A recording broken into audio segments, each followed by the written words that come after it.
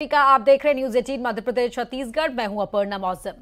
शुरुआत कर रहे हैं कांग्रेस को लगे बड़े झटके वाली खबर के साथ। लोकसभा चुनाव से पहले ये झटका कांग्रेस को लगा है। कांग्रेस के कई नेताओं ने आज बीजेपी की सदस्यता ले ली। भोपाल में बीजेपी ऑफिस में कांग्रेस के कई नेता बीजेपी में शामिल हुए। इस मौके पर सीएम डॉक्टर मोहन यादव, प्रदेश बीजेपी अध्यक्ष वीडी शर्मा और ज्वाइनिंग अभियान के संयोजक नरोत्तम मिश्रा भी मौजूद रहे। करीब 5 जिलों के नेता और कार्यकर्ता बीजेपी में शामिल हुए हैं। बीजेपी में शामिल होने वाले नेताओं में रीवा से पूर्व सांसद देवराज सिंह, पूर्व विधायक यादवेंद्र सिंह, सुधीर तोमर, रीवा के पूर्व मेयर पुष्कर सिंह, रविंद्र सेठी बीजेपी में शामिल हुए हैं। इनके अलावा रिटायर्ड आईजी रामलाल और राजेश पटेरिया भी बीजेपी में शामिल हुए हैं। इंदौर से बलराम पटेल, संतोष चौधरी के साथ ही कई नेता और कार्यकर्ताओं ने बीजेपी ज्वाइन कर ली। इस मौके पर सीएम डॉक्टर मोहन यादव ने कांग्रेस पर हमला बोलते हुए कहा कि ऐसा लग रहा है कि सामने वाले के पास कुछ बचेगा ही नहीं।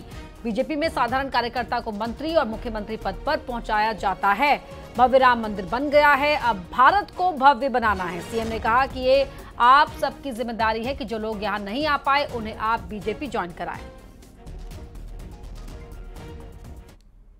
हमारा एक एक कार्यकर्ता, मैं अपने से उदाहरण देता हूं, इस परिवार में यही होता है कि हमारे अपने परिवार में जुड़ने मात्र से पार्टी इतना गंभीरता के साथ हमारे कार्यकर्ताओं के लिए खड़ी होती है कि जिसके परिवार में कोई विधायक नहीं, कोई सांसद नहीं, केवल साधारण परिवार, किसान परिवार से अपनी जिंदगी प्रारंभ करने वाले व्यक्ति को सीधे उठा करके मंत्री और फिर मुख्यमंत्री पद तक केवल भारतीय जनता पार्टी पहुंचा सकती। मुझे इस बात का गर्व है।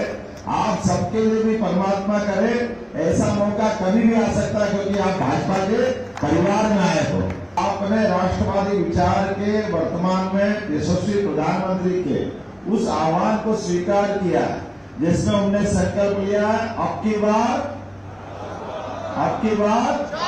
और ये एक बार फिर मोदी सरकार, इसलिए कि राम मंदिर बना लेकिन भारत को भव्य बनाना है, तो भारत को भव्य बनाने में आप सबकी भूमिका बड़ी होगी।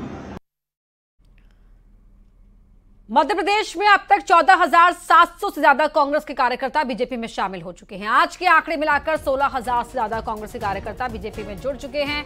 इनमें केंद्रीय मंत्री, पूर्व सांसद, पूर्व विधायक समेत कई जनप्रतिनिधि शामिल हैं। नरोत्तम मिश्रा सदस्यता अभियान के संयोजक हैं। उन्होंने बताया कि मध्य प्रदेश कांग्रेस मुक्त होने की दिशा में बढ़ रहा है।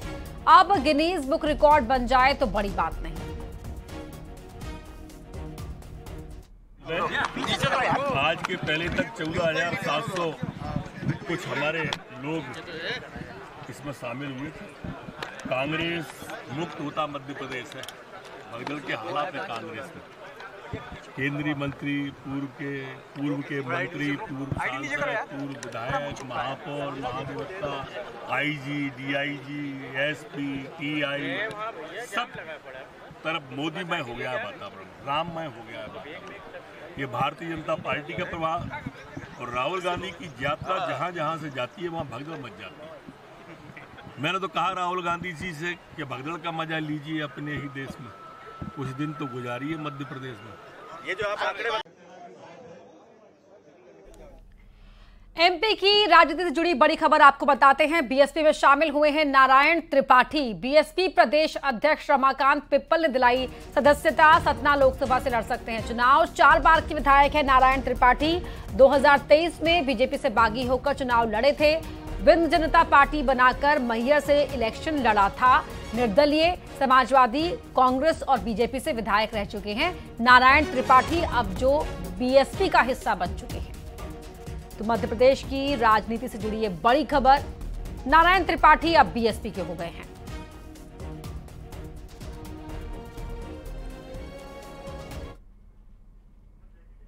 वहीं रायपुर पहुंचे कांग्रेस के प्रदेश प्रभारी सचिन पायलट। 5 सीटों पर कांग्रेस के उम्मीदवारों का हो सकता है ऐलान। आज उम्मीदवारों के नाम का ऐलान हो सकता है। तो सीईसी की बैठक के बाद आज मध्य प्रदेश और छत्तीसगढ़ के लिए कांग्रेस अपने उम्मीदवारों के नाम की घोषणा कर सकती है। छत्तीसगढ़ में 5 सीटें ऐसी हैं जहां पर प्रत्याशी के नाम का ऐलान होना है।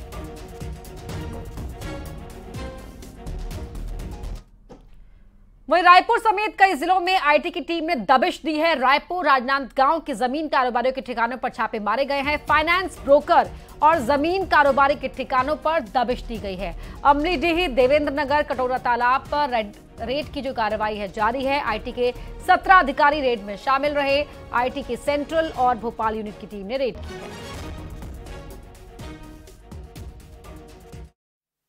छत्तीसगढ़ राजधानी के साथ साथ राजनांदगांव में आईटी की अलग अलग टीमें दबिश दे रही है और आप देख सकते हैं ये नेताजी चौक के एक जो व्यापारी है उसके यहाँ पर अभी आईटी की टीम है वो यहाँ पर पहुँची है और जांच कर रही है। इसके अलावा अमलीडीह और राजेंद्र नगर में भी आईटी की अलग अलग टीमें हैं वो लगातार जांच कर रही है और ये कहा जा सकता है कि अभी छत्तीसगढ़ के अलग अलग कई ठिकानों पर आईटी की टीम है वहाँ पर पहुँची हुई है और जाँच की जा रही है। तो ये टैक्स चोरी का भी मामला हो सकता है, साथ ही साथ अन्य शिकायतें हैं जो आईटी डिपार्टमेंट को मिली थी। तो ये पूरी जांच है वो यहाँ पर की जा रही है। पुलिस बल भी यहाँ पर अंदर पर लगाया गया है कि किसी तरह की कोई अप्रिय स्थिति ना हो। साथ ही साथ मध्य प्रदेश के जो आईटी डिपार्टमेंट के अधिकारी हैं वो भी यहाँ पर मौजूद हैं। फिलहाल अभी फाइलों को खंगाला जा रहा है। कैमरा पर्सन एम नवीन के साथ युगल तिवारी, न्यूज 18 रायपुर, छत्तीसगढ़। रायसेन से शर्मनाक तस्वीर सामने आई है जहां बच्चे नाली साफ करते नजर आए। हॉस्टल के बाहर गंदगी साफ करते दिख रहे हैं बच्चे। सुल्तानपुर आदिवासी हॉस्टल का यह मामला है। कलेक्टर ने मामले का संज्ञान लिया, लापरवाही पर कार्रवाई करने की बात कही है। छोटे छोटे बच्चे हैं जो हॉस्टल के बाहर नाली को साफ करते हुए गंदगी हटाते हुए दिखाई दिए।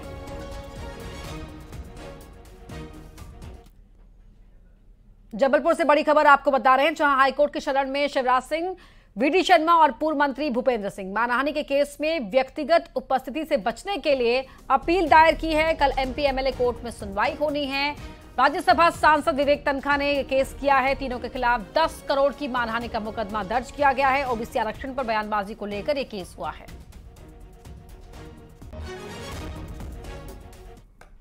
याचिका में यह प्रार्थना की गई है कि इन लोगों को कल कोर्ट में उपस्थित होने पर रोक लगाई जाए और जो मानहानि का प्रकरण प्रस्तुत किया गया है वो मानहानि के प्रकरण को भी खारिज किया जाए। क्योंकि ये प्रकरण कल ही प्रस्तुत हुआ माननीय उच्च न्यायालय में, इसकी प्रति ना तनखा साहब को पर्सनल रूप में दी गई ना उनके दफ्तर में सप्लाई की गई। इसलिए आज जब ये केस माननीय हाईकोर्ट में लगा तो हमने आपत्ति दर्ज करी कि मूल प्रति हमें उपलब्ध नहीं कराई गई है। तो अभी हम इसमें जो इन्होंने कहा है, जो मांग की है, उसका विरोध करने की स्थिति में नहीं है। तो आप कोई भी एक समय दें, उस समय में हम अपना जवाब इसमें प्रस्तुत करके। पूर्व मंत्री अमरजीत भगत की मुश्किलें बढ़ गई हैं। आयकर की जांच में बड़ा जमीन घोटाला सामने आया है। अंबिकापुर में बांग्लादेशी शरणार्थियों की जमीन के घोटाले का आरोप है। आयकर विभाग ने कार्रवाई के लिए मुख्य सचिव और डीजीपी को पत्र लिखा है।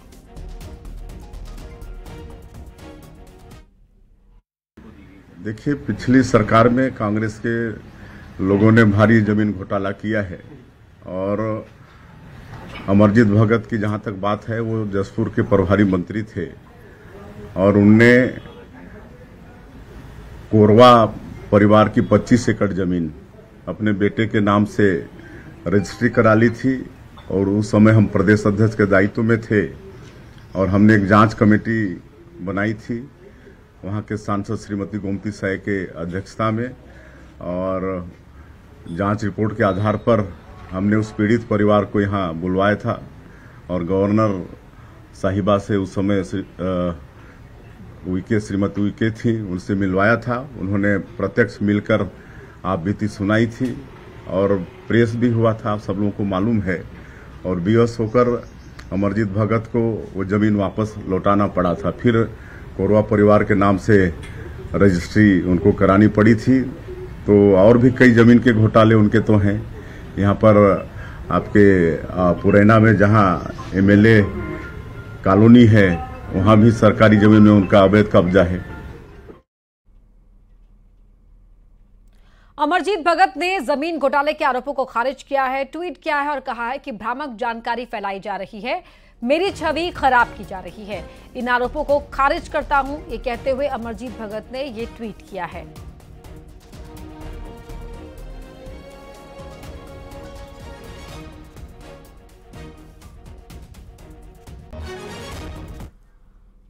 और सीधे आपको ले चलते हैं सुकमा, जहां सीएम साय इस वक्त संबोधित कर रहे हैं। हमारी माता बहनों को उनका आशीर्वचन मिला और 655 करोड़ रुपया उनको देने का काम किए। अभी हमारे वित्त मंत्री जी बता रहे थे और हम लोग चर्चा की आते समय हेलीकॉप्टर में कि अब हर महीना प्रथम सप्ताह में ही उस महीने का 1,000 रुपया हमारी माता बहनों के खाता में महतारी बंधन योजना का जाएगा। एक महीना भी देरी नहीं होगी, हर महीना पहले ही सप्ताह में